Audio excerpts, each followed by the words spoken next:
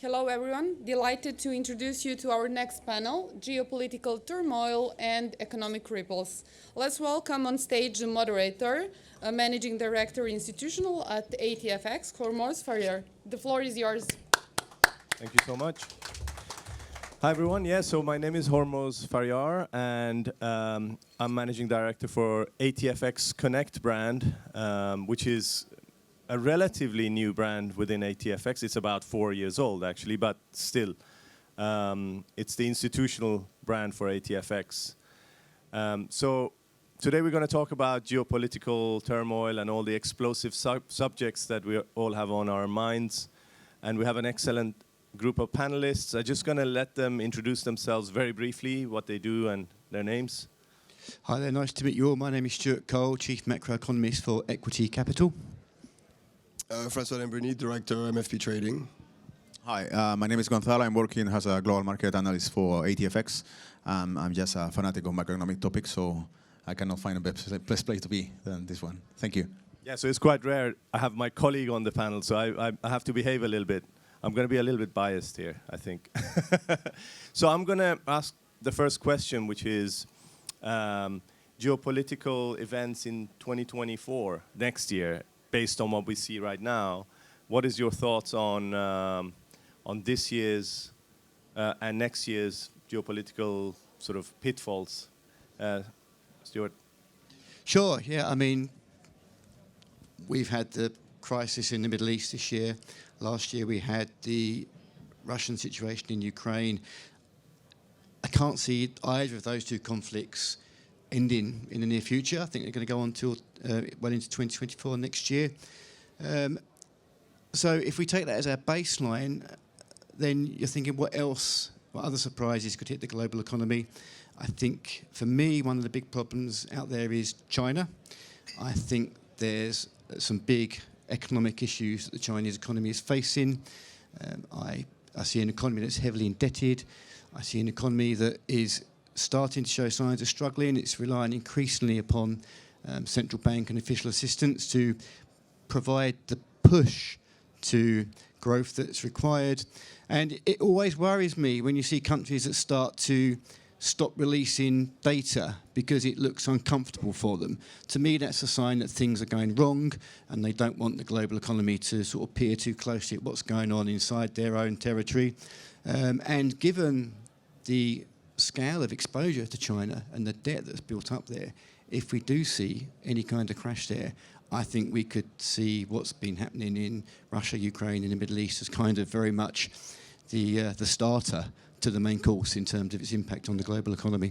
I mean, I'm based in Dubai. We have a similar issue with data and what comes out of data in terms of official. It's not necessarily hiding stuff. Usually it can be just structural or just being behind the curve on just culturally releasing too much data. Francois, your thoughts on this? Trump is back, baby. I mean, that's the story, American elections. We have Trump might be back in power. This is like the entire world is going to be wow, we're going to have interesting volumes. at least, Not to say chaotic. Trump's coming back, you think so? I'm not saying he's coming back. I'm saying, on the polls, he's #1 at the moment. But he's beating Biden in 4 to 5 key states. I mean, if he comes to power, Ukraine, he's maybe sorted in 2 days. He's going to go to Putin and say, it's over, baby. Like, I'm not giving them weapons anymore. We do a deal. I mean, like, he's going to be done in 2 days. So, I mean, this is crazy, and I'm for Ukraine. My girlfriend is Ukrainian, for all, disclaimers.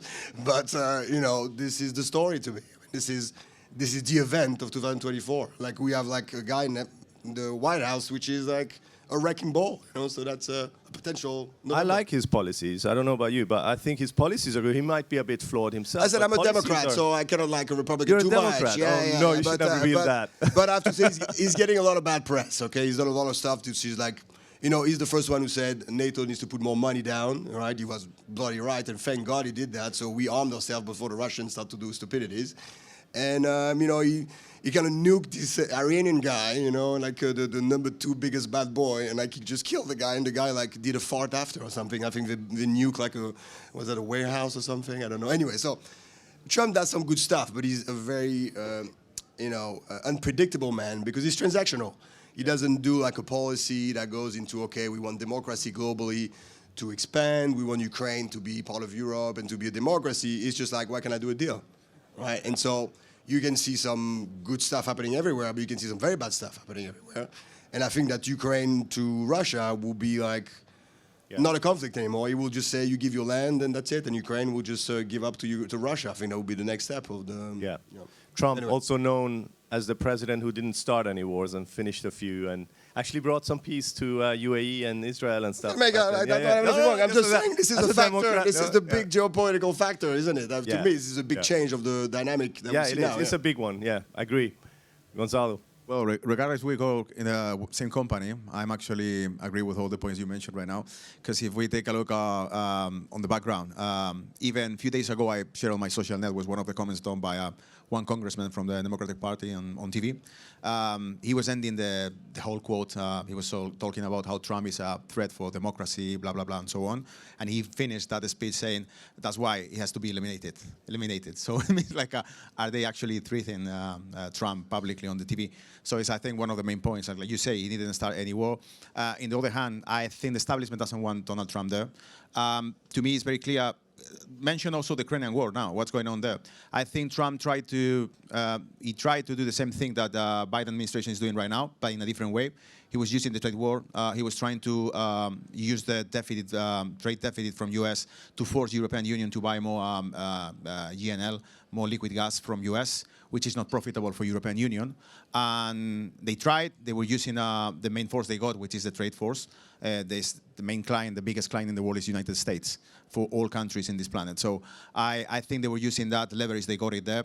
And by the time the Biden administration took the control, what they did was the same thing, but in a different way. They were using the Ukrainian war just to force sanctions on U.S. energy, Russian energy market with Europe. And there is one thing we cannot keep blind eyes on it, which is Nord Stream 2 and how they blow up the Nord Stream 2. And based on some journalists... Who blew up Nord Stream 2? Is that official here or was... I think officially, no one. I mean, it's it blew itself up. Big fish. It was a big fish. But even now, after that, have been new problems on the region, because Swedish also mentioned that they blow up they attack or sabotage the pipelines they got on the C2.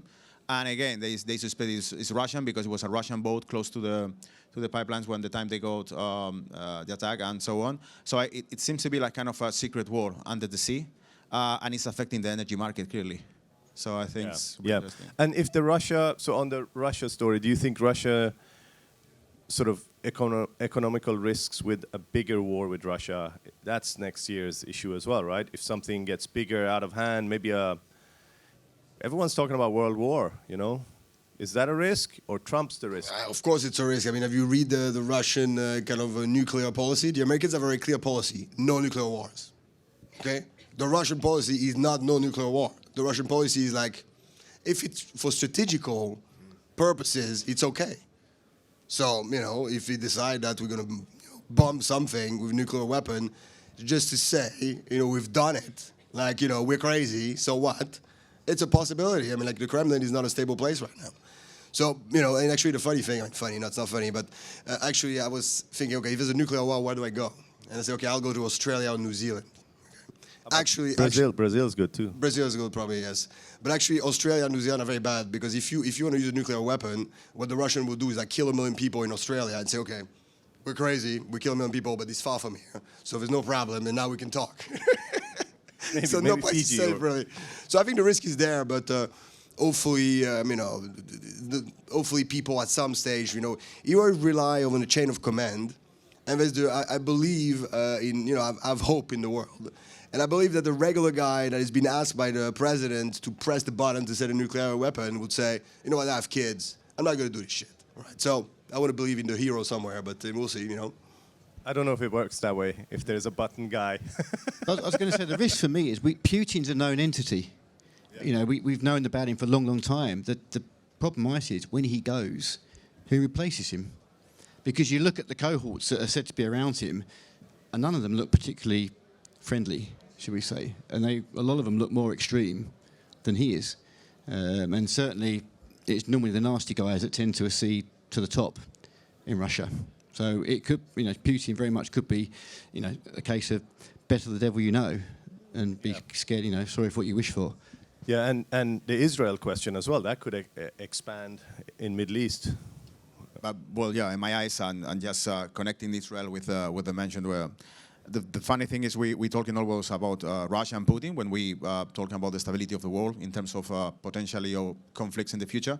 But if we take a look on the past and even the recent couple of years, all the military steps are taken by US around the world. I mean, there is one thing really common saying on for many political analysts, which is like Ukraine is not in NATO, but NATO was in Ukraine for a long time, since 2014, and it was publicly supported. The new government of Ukraine was supported by US, which is something it was even IMF was giving an open line of credit for the new government in Ukraine. So I think at some point, if we analyze this, it's difficult to understand how a country can aggress or invade another country, how they can justify that. But if also we take a look, if we try to see from a different angle or perspective, it's like Russia is going with troops, soldiers, weapons to Mexico, for example. What will be the reaction of the US? I just want to reply to that because I think it's an important subject. But okay, thank God for America. Okay, without the States, there would be like shit everywhere, and like they're always the one that people call to sort out problems. So I'm French. The Americans save us twice. Yes, they get involved with like a lot of conflict, but without the Americans, I mean, it would be a mess. I mean, like they're arming Ukraine. That's a good thing, so we don't have Russia to our steps. They they go into the Middle East trying to help out with the situation when nobody wants to touch. I mean, if we said tomorrow the French have to sort out the problem globally, I mean, well, we will be okay. Like we need the Yanks to take their boats and something actually do the shit for other people. Yeah, I can't imagine. So let's not spit on America too much, please. Okay, I'm gonna give another example. Yeah. We're talking about the potential war in Taiwan, right? Between China and Taiwan. So the first steps the US taking, and I mean, they publicly saying like we are afraid a conflict between Taiwan and China could rise in the future.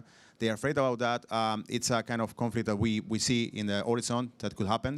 And still, US is still giving us a gift, new weapons to Taiwan, new diplomatic meetings in Taiwan. Yeah, I must say that's a bit weird how they you poke your enemy a little bit right next to them. It could be a bit tricky as well. Listen, China and Russia are dictatures, okay? We don't want those people, okay? They're violent and their system of government are shit, okay? So we want us, okay? Western world number one, okay?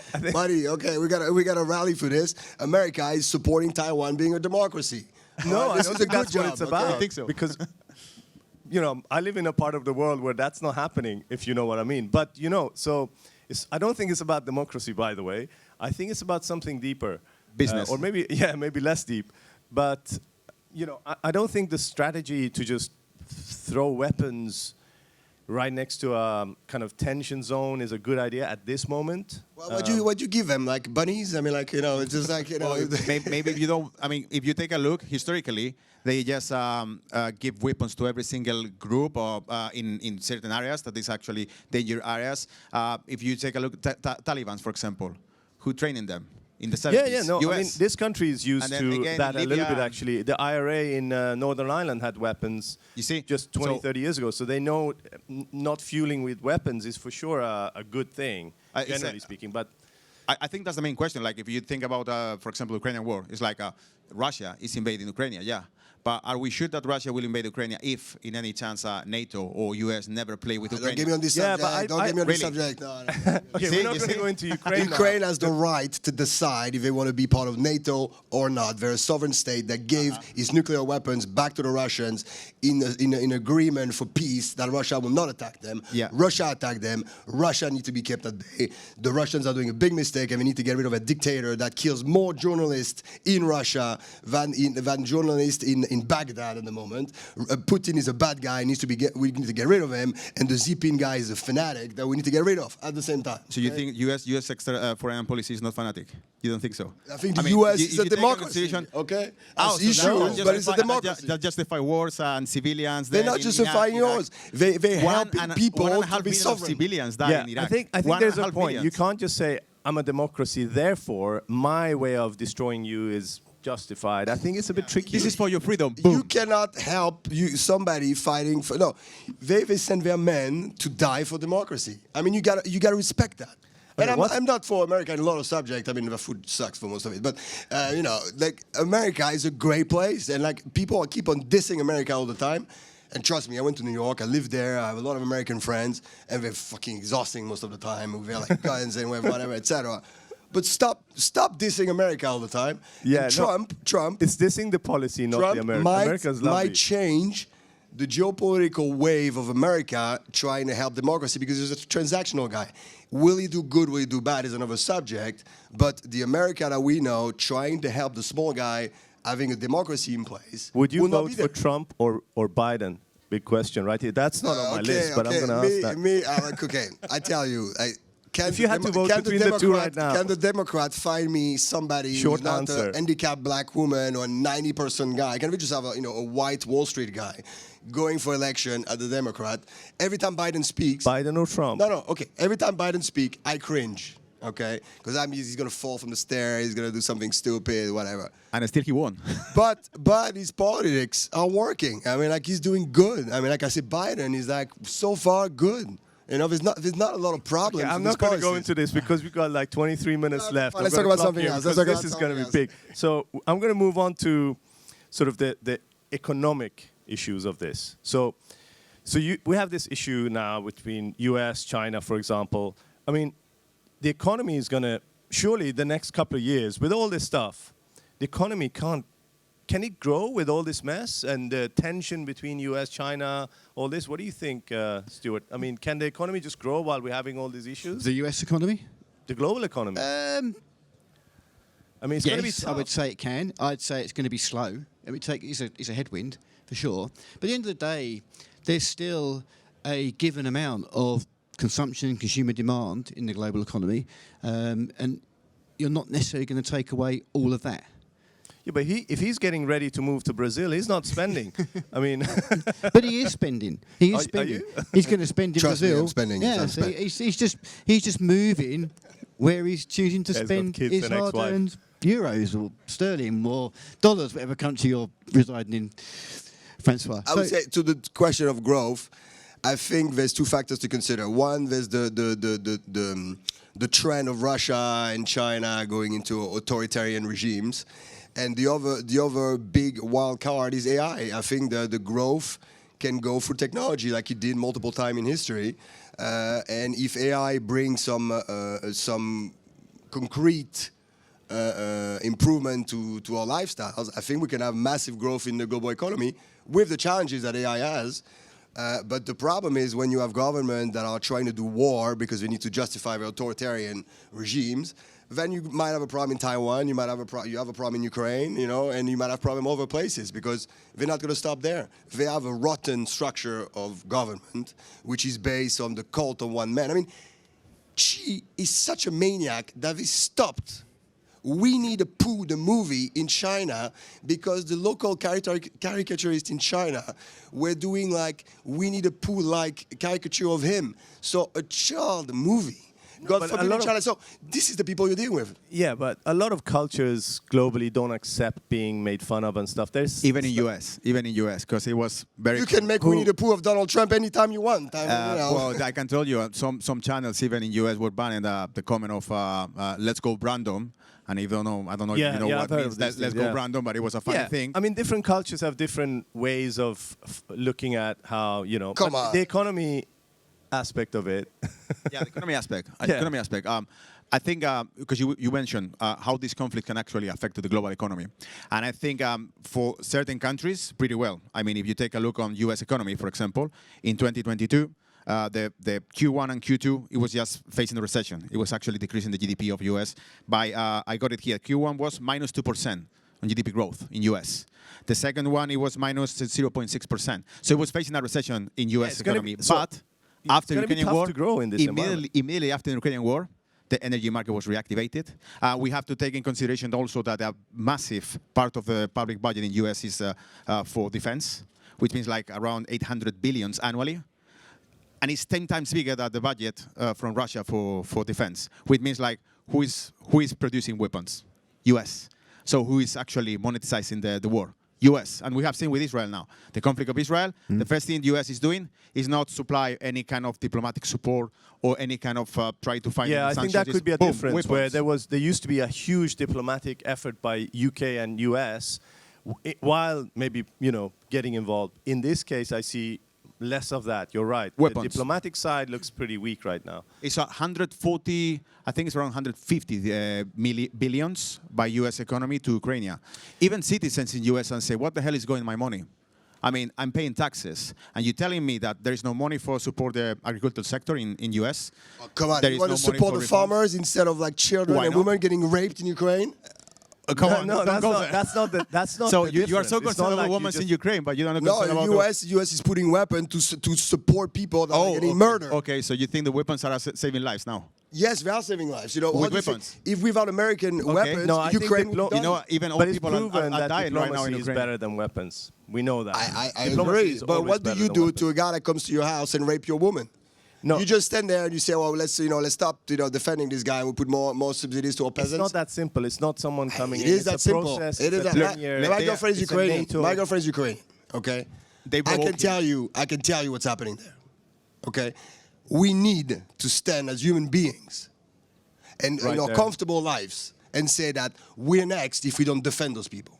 I And know. so you got to stand up and you got to be at some stage. I'm a part of those authoritarian regimes that are going to walk all over us, remove our freedoms, okay, or we fight for it. You sound like a And Republican, America man. is fighting for it. Well, Sound I like can a tell you, Republican. You America could is run fighting in against France. everyone. Even one of the congressmen, Anyway. Donald Trump, when he was in power, he was mentioned that we are just ruled by warmongers.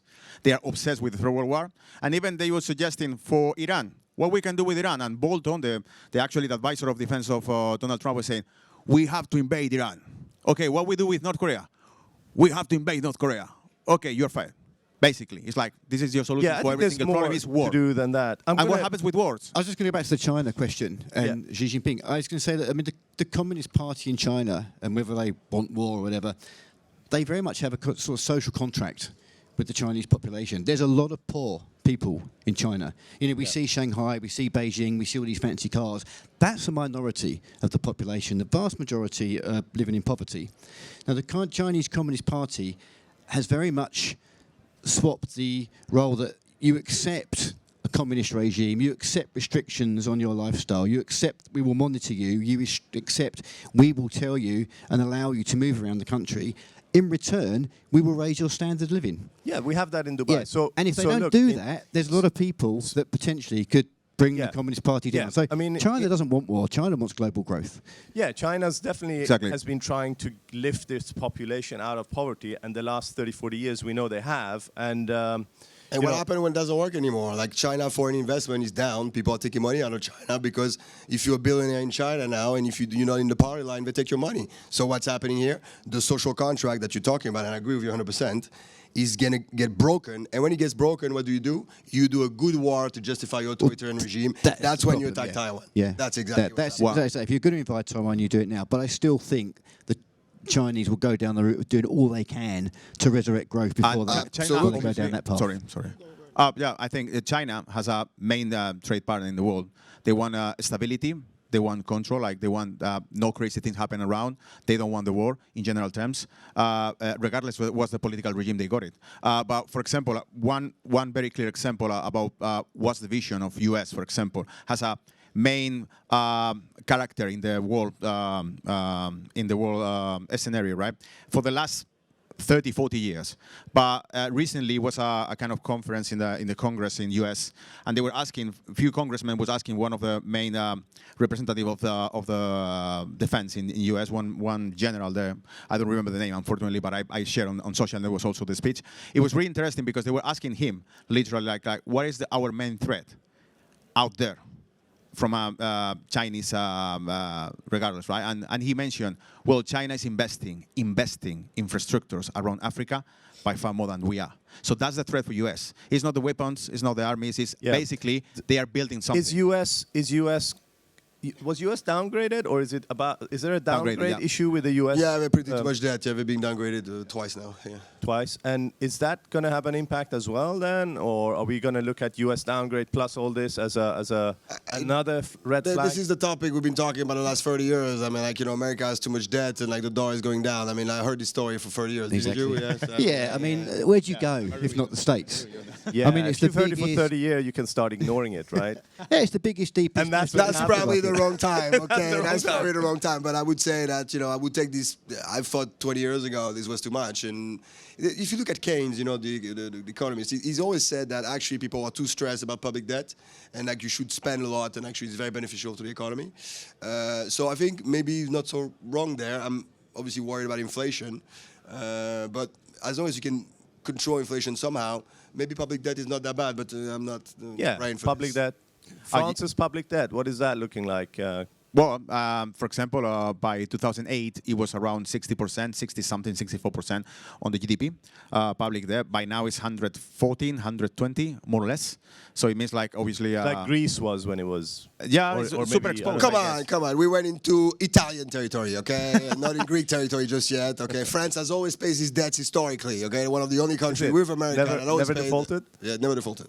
Never They're on will. ECB watch I would list like now, to... by the I would way. like Never to just- defaulted. France never defaulted. Will they never default? I would like to quote someone here. I mean, Alan Greenspan, many years ago in CNBC, saying in an interview, like, what happens if, what's the real chance of a default? He said, 0. I mean, if in the future we have no money to pay our debts, we always can print more money. Yeah. Why? Because the dollar is the world currency. And it's still, like Francois mentioned, it's still, I was checking, what's the percent of deposits by central banks or national banks on currencies is mainly dollar, 60%. But if you check 20 years ago, it was 62, 63%, which means like still 20 years later, dollar is the main currency in the world. And they got the control of the machine to print out more monopoly money. So it means like they cannot go to default because they can always print more money to pay. Still, the deficit is rising, and they need to pay the deficit because the government cannot print out money. The government need to take the money, borrow the money from Federal Reserve. It means like they need to increase the taxes to pay the interest on that debt, which means like people in US going to be completely born on taxes. As the States said, didn't they? I forget which Treasury Secretary it was, but the US debt problem is not our problem.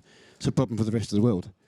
And So- absolutely right, because it's 60%. So we shouldn't of care global about trade. this debt ceiling, and it's all for the Come on. media. Yeah, I think it was a moment where things tracked down, but I would say that it's been a lot more, resilient than I thought it would be. Yeah. Yeah, it never- It's a bit like the commercial real estate in the UK. It needs to crash, but it's not crashing. So, And actually, I think it was very smart move, the one they did. They increased the debt ceiling, they increased the balance of the TGA, Treasury General Account, and why they increased the balance of the Treasury Account? Obviously to collect more money, to print out more bonds, so increase the supply of bonds, make the bonds cheaper, and then the yield rise. So it's attract, again, more money, so they actually reduce the quantity of dollars in circulation, the liquidity of dollar, which is like similar effect to increase interest rate without touching interest rates. That's why Jerome Powell was mentioned, like, well, what is going on in fixed income right now is actually helping us in our monetary policies. Because I think what they did was a very smart strategy to reduce the liquidity without touching interest rates. Yeah, actually, Stuart, I want to ask you a very important question about the Fed rates, because it determines my mortgage rate in Dubai. So It does, yeah. we're pegged to the dollar, so Yeah, very important, US not so important for the French, maybe. 10-year Treasury yields drive global interest rates. Yeah, no, I mean, I think if you was Jay Powell right now, you'd be sitting quietly at home, probably comfortable that you've probably won the inflation battle now in the States. I think it's becoming yesterday's story. You look at the measures of inflation in the States, CPI, PPI, the deflator numbers, they're all moving in the same direction. Okay, different speeds, and there's some volatility month to month, but the trend is definitely downwards. So I think the Fed... Inflation's gone pretty much. It's yeah, and you also look at the drivers of inflation post-pandemic that sent it higher. All those inflationary pressures, supply chain issues, margins increases, global food and oil prices, all those things are mean reverting again. So I think the battle has been won. For me, the question now is increasingly going to become one of when will the Fed tilt? When will it start accepting Reduce. the inflation story is over? It's now going to be a growth story. It can't afford to do it yet, though. It doesn't want the market to loosen financial conditions too soon. I think you need to accept that as well as getting CPI back to target, there's a huge credibility rebuilding exercise going on as well. Jay Powell does not want to go to Capitol Hill again and have to explain why inflation has exceeded its target in the same direction, in the same cycle, again. By then, he has to go and explain it to Trump, maybe. Well, potentially. I would just add to that, and I think you're entirely right. I would just not dancing with this one already. I would just say the market is pricing cuts for the end of next year, I think, yeah? Yeah. No, So- sort of end of Q2. Yeah, but H2, you know, we still have 4%. I mean, the target is 2%. We're at 4%, so you know, what? It's 4% now. Or we're going to 2%. So if it goes down to 2%, as it should, then I think the cuts next year are probably in play. If he kept Brazilian at 3-4%, it might be a longer time. I mean, I heard the story of like he's going to go up and down very quickly for the past 2 years as well. You know, and he's been like a lot more resilient than everybody thought. So I agree with you, but with a bit of a caveat to it. I will just say a few things. Mainly, the two factors that provoked inflation last year, it was energy and food. And I think the main reasons why that markets could actually warm up again is, first of all, U.S. is controlled. U.S. oil is controlled by Russia, and now Saudi Arabia. Which is, Saudi Arabia traditionally was in the size of US, but now they changed the size. Now they are dealing with Russia. They are negotiating with BRICS and so on. And both announced publicly they want to reduce. Is it the oil price or oil supply? Amount, supply? Yeah, exactly. That's more important for the inflation price, probably. Yeah, because oil is the most inflationary asset in the world. Because if oil is rising in a couple of months, inflation is rising. So I would say these two factors mainly, the food and the energy. Because if you see the compose of the inflation, it was basically energy and food. The main factors were rising the inflation, and as soon as they fall, inflation was just start to reduce and be under control, certainly. And I will say that these two factors didn't disappear. First of all, because Russia is closing the exit for the trade for Ukrainian grain, so the Ukrainians now need to export the grain through Europe. Europe also, central countries in Europe like Poland and Hungary are upset about that because Europe is a private club. European Union is a private club. So they don't want someone from outside of the club is selling the product inside of the club because they pay basically a membership, right, in Europe. So if they pay a membership, they want to get exclusive benefits to be a membership of that. So Ukraine cannot export the grain by the sea. They only can export inside of continentally, let's say, by the land. And Europe, certain countries in Europe are start to get a kind of internal conflict with each other because they don't want that commodities coming to the market. And so this is the two factors that actually... Yeah, the food and energy. Food looks very expensive here in London, by the way. I think the Spanish and the French are not exporting enough to England. But yeah, we don't grow enough tomatoes and things over here. Yeah, but on the oil story and the US inflation, I agree with the points you say. But the biggest drivers of inflation in the States post-pandemic was actually rental prices. Yeah, or that didn't help, certainly. Yeah, the money they gave for Social Security payments. Rental prices. When everyone was suddenly released from their lockdowns, they all decided they wanted to go out into the suburbs and buy bigger houses with extra rooms to work from home. Yeah. And there wasn't the supply. And you saw the rental price just shoot up. And that's a big component of the core CPI. Yeah. That's going to all get sorted. And the other thing was we're going to have less inflation. Retail margins from the supply chains. And fiscal expansion too. It was massive. The fiscal expansion they did, U.S. government and Europe during the pandemic, just to control the prices on oil and try to reduce the social impact of the crisis around the world, pandemic crisis basically. So I think the fiscal expansion was massive. That's why we are facing now a huge amount of debt compared with the GDP. And also I would like to also add on the top of that, if we hear what the central bankers are saying, it's very funny because 2 years ago they were saying that inflation was something temporary, like, no, this is transitory inflation. Now, even when we see the inflation is dropping and dropping, what's the expectations they got it? The inflation going to stay there, about 3%. Jerome Powell say that they are considering keep the interest rate for long term, ending the next year, 2024, with an interest rate as a reference about 5%. Which is, when he mentioned that a couple of months ago, a month and a half ago, it was a shock for the market because everyone thought, okay, probably we are just facing the end of the hike on interest rates. Maybe liquidity is coming for the next 3 months. And actually, when you hear them, even in Europe, they mentioned the last comment we hear from commissioners from Central Bank of Euro is, well, we cannot say safely that the inflation is gone. Maybe it could come back. So that's why I'm saying like... Yeah, maybe a 2008 style of event, a big crash will cause... Please, that's brokerage for us. That's the brokers, yeah. I think the difference is, though, we went into this period of monetary tightening in a completely different place to the 2008 crisis. There it was overextended balance sheets, corporates have borrowed too much, households have borrowed too much, private sector have borrowed too much. This time, private sector balance sheets are pretty healthy. You know, we came out of the pandemic. US consumers, for example, had what, $2.1 trillion in excess savings, according to the San Francisco Fed. That's around 10% of US GDP. That's never been seen before. You had the period of ultra-low interest rates where a lot of households remortgaged on 30-year deals at around 2.5%. A lot of corporates took out fixed-term loans at low rates of interest as well. The US private sector is cash-rich at the moment. So you're not going to get this crash that we saw in 2007-8. Yeah, it's just a completely different set of circumstances that has driven this need to tighten monetary policy. Yeah, I agree with that as well. I would say, though, just an extra point, that, you know, the rates being, you know, the higher rates have not completely gone through the economy, and so we need to see if there's some recession coming out of this. Yeah, remortgaging is happening as we speak. I think it's potential if there's some crisis coming, but yeah, the numbers are extremely resilient. Yeah. We might have time for a question from the audience, but before that, I just want to finish there on the real estate side. So these interest rates, as they're pretty high, are they going to impact the real estate, or is it done? I think they are impacting the real estate. Recently, 3-4 weeks ago, one of the reports I did for ATFX, it was mentioned how the northern countries, Sweden, starting with Sweden, it was showing like the prices, home prices was actually completely flat and dropping. Yeah. And a few weeks later, I saw that UK market is doing exactly the same pattern. It's getting a kind of roof on the home prices, and it's exactly the same pattern it was doing in 2008. Like it's not keeping rising, and it's understandable. But one of the reasons everyone's cash rich, so it's a little bit different. One of the reasons they explain. Sorry, I finished with this. One of the reasons was it was like because Sweden traditionally used more short-term mortgages, and those short-term mortgages need to be updated in terms of interest rates. So they say that the impact of interest rates is actually delay in certain countries like Europe, for example, or US.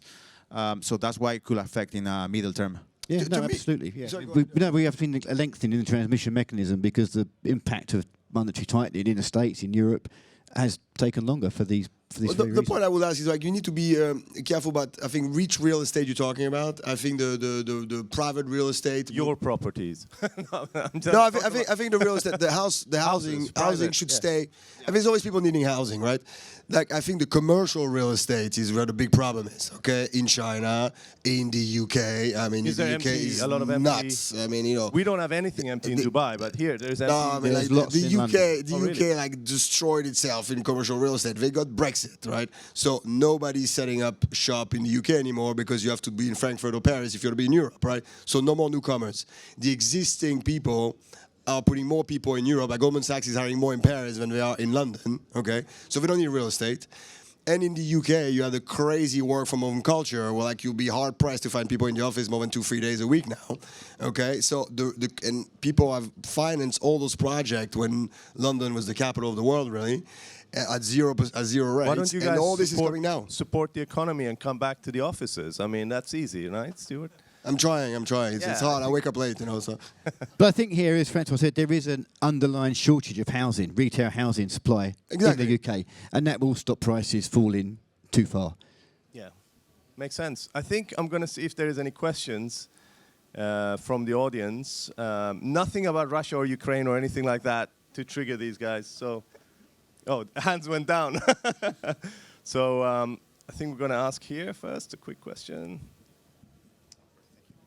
So, hypothetical scenario, the Chinese have obviously been dumping US govies in preparation probably for the invasion of Taiwan because you don't hold the bonds of your enemy. But what happens next year if we see Trump versus Obama?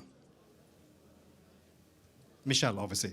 Yeah, Trump versus Michelle Obama. What do you think? I don't know what to say to that. He's a Democrat. He's going to vote Can we Michelle get a normal Obama, guy to be on the Democratic side, please?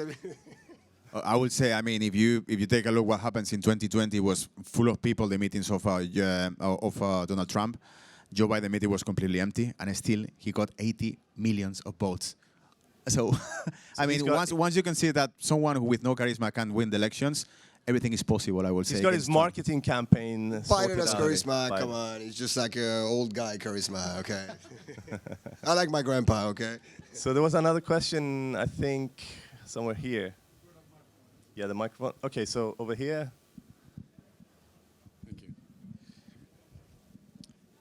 Firstly, I'd like to say that I have thoroughly enjoyed this very lively and entertaining geopolitical debate. Francois alluded to the merits of American hegemony and interventionism since the end of the Second World War.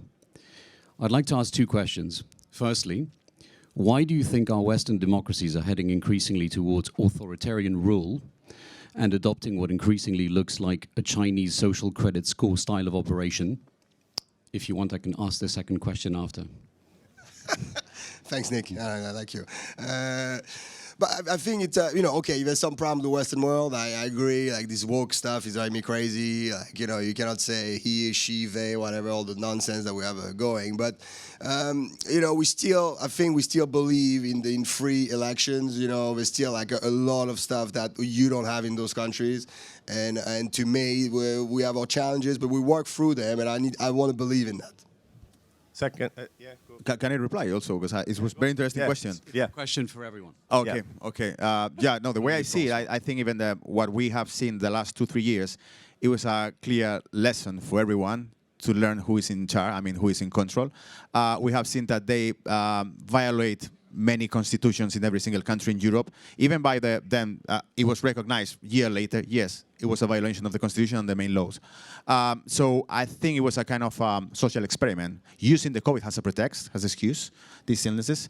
They use this to run, again, like he mentioned, a kind of credit social system in Europe. Because otherwise, no one will accept that they need to ask you a barcode to access to a restaurant or to order a coffee, which is dystopian. It looks like Orwellian scenario, right?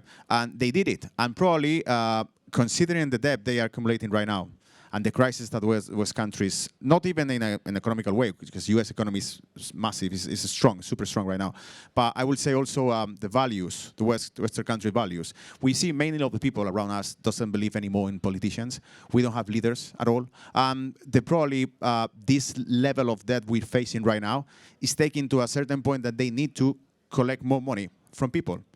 And it's going to be because of the climate change, or because of democracy and fighting against dictators of bliss and that. Yeah. And at the end, if you are not happy saving the world, we're going to block your accounts, which is something that happens in Canada when these Canadians were protesting. All the cities that were sending funds and supporting them, they got bank accounts blocked. That's what you were alluding to. What's your second question, by the way, if you got the microphone still? Yes, the second question is tied a little bit to the first one. It is what you think a future world dominated by the Chinese Communist Party might look like as opposed to the United States, and should we be worried? Full of well, AIs I want to reply to this quickly. Food. It's just, we're saying, okay, we're going to put a barcode, block your bank account and all this, so we're worried about this, and I am worried about this. I think that everybody should be worried about this, but we're having debate about it, and I can get out in the street and nobody's going to tap me on the shoulder saying, come over here.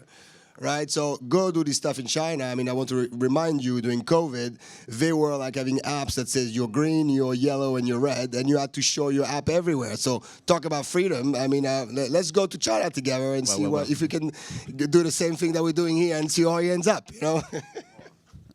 I'm agree with you. Mainly, generally speaking. You guys did that COVID test here? We had that in Dubai, but yeah, we had it here. We don't have green pass. Yeah, we did. Yeah, yellow pass. Yeah, no? stuff. But where were you? You were in Brazil probably during the whole COVID thing. No, I was in France. France was okay. We had the paper because the French love the paper. So we had the paper. You had to change your address and say, oh, it's okay. You were always putting a paper next to the place you were going. So you were saying, I lived here. Sorry, I want to take the opportunity to also reply what he was saying and related with Francois was mentioned now. I will say that also, you are free to speak in West countries. Generally speaking, because we also know that, for example, many doctors were actually censored or shadowed on social networks when we were actually mentioned that based on their professional opinion, the policy they were applying was wrong. And those doctors were completely... But I think the West is trying to self-correct with that. They know, I think we see that US, I've seen a lot of talk about they went too far with, freedom of speech is super important in the US again. They're talking about trying to save it. Yeah, even in democracies, there are dark stories, I would say. Yeah, if you take a look up and down, perhaps. Absolutely. During the 2016 elections, the main topic was the emails from Hillary Clinton, right? Yeah. And the guy who was in charge of IT for her server appears dead.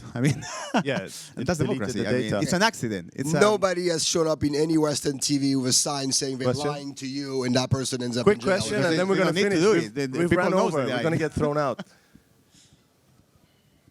One quick question, and that's it. Reluctantly, you get the microphone. Hey guys, I really thank you for this discussion, really interesting, specifically for me as a Ukrainian that heading to Ukraine in 2 days. Just a few, maybe not question, but comments. So first of all, about the weapons, you know, if the sending weapons helps. You should never, I mean, you never ever ask this question in case you went to back on Friday and woke up on Saturday because of Russians rockets. You know, that's the point. And this is, we're not invaders. We're just trying to save our city. So, and there are like kind of weapons that's air defense system that we really right now need that just save our city. We still like 35 million plus people that live in Ukraine.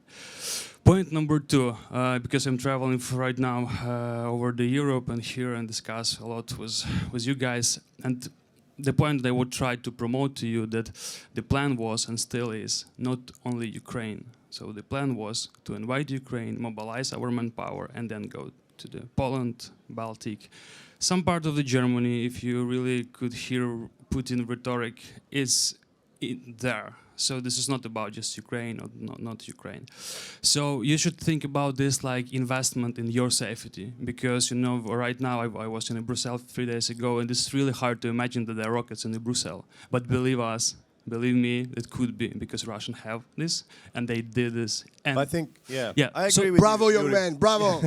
No, Yuri, I agree with you, but no, I think, guys, I think the point was here that you need both. You need that, and you need political firepower as well. And on the top of that, the military expansion was done by NATO for many years to the east. Stop this! Yeah, You're not gonna no, have a it's chat here. because Okay, countries want NATO protecting you there. Guys, But if the country vote for no NATO, you cannot vote no. I mean, even Ukraine make a deal on May 2022, I think, and US reject the deal. He say, no, you accept the conditions I told you. politics I'm out gonna there, offer so- But it's a free country. It's I a think free we're not going to be able to solve this, so I'm going to have to... By the way. Yuri, we're going to pick this up, but we're going to have to stop here, and thank you everyone for joining this amazing panel.